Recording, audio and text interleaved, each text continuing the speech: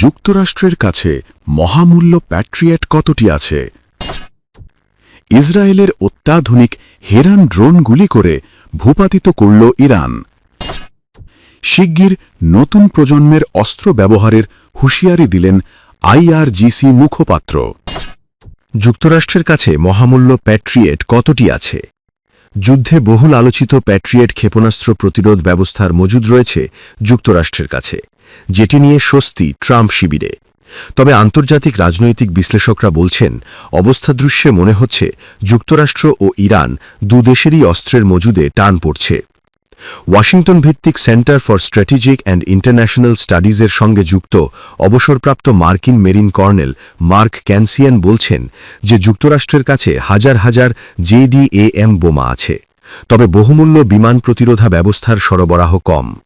সংঘাতের শুরুর দিকে সেগুলো ব্যবহার করা জরুরি ছিল, যাতে ইরানের জবাবি হামলার ঝুঁকি প্রতিহত করা যায়। প্যাট্রিয়ট ক্ষেপণাস্ত্রের চাহিদা খুবই বেশি ছিল, শুধু যুক্তরাষ্ট্রের দিক থেকেই নয়, তার আরব মিত্রদেশ এবং ইউক্রেনেরও চাহিদা ছিল। ক্ষেপণাস্ত্র বিধ্বংসী প্রতিটা প্যাট্রিয়ট মিসাইলের দাম পড়ে $40 লাখ বেশি। মনে করা হয় যে যুক্তরাষ্ট্র প্রতি বছর প্রায় 700টির মতো প্যাট্রিয়ট ক্ষেপণাস্ত্র উৎপাদন করতে পারে। ইরানের পক্ষে যদি এখনও ব্যালিস্টিক মিসাইল উৎক্ষেপণ করার ক্ষমতা থেকে থাকে, তাহলে এই সীমিত সংখ্যক প্যাট্রিয়টের মজুদেও টান পড়বে। CSIS-এর বিশেষজ্ঞ ক্যানসিয়ানের হিসেব অনুযায়ী যুক্তরাষ্ট্রের কাছে প্রায় 16টি প্যাট্রিয়ট মিসাইল আছে। এই সংখ্যাটা সম্প্রতি কমে এসেছে। তিনি বলছিলেন, যুক্তরাষ্ট্র যদি বিমান থেকে ভূমিতে যুদ্ধ দীর্ঘ সময় ধরে চালাতে পারে, তাহলে বিমান প্রতিরোধের লড়াই আরও অনিশ্চিত হয়ে পড়বে।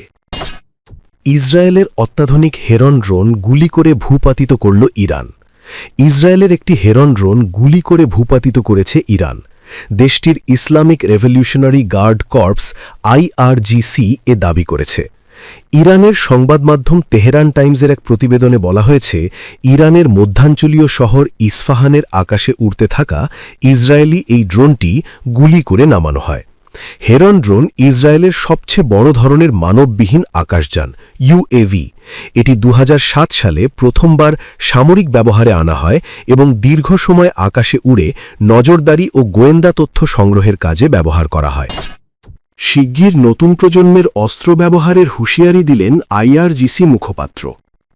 ইরানের ইসলামী বিপ্লবী গার্ড বাহিনী IRGC জানিয়েছে, ইরান দীর্ঘমেয়াদী যুদ্ধের জন্য পুরোপুরি প্রস্তুত এবং শিগগিরই নতুন প্রজন্মের কৌশলগত অস্ত্র ব্যবহার করা হতে পারে।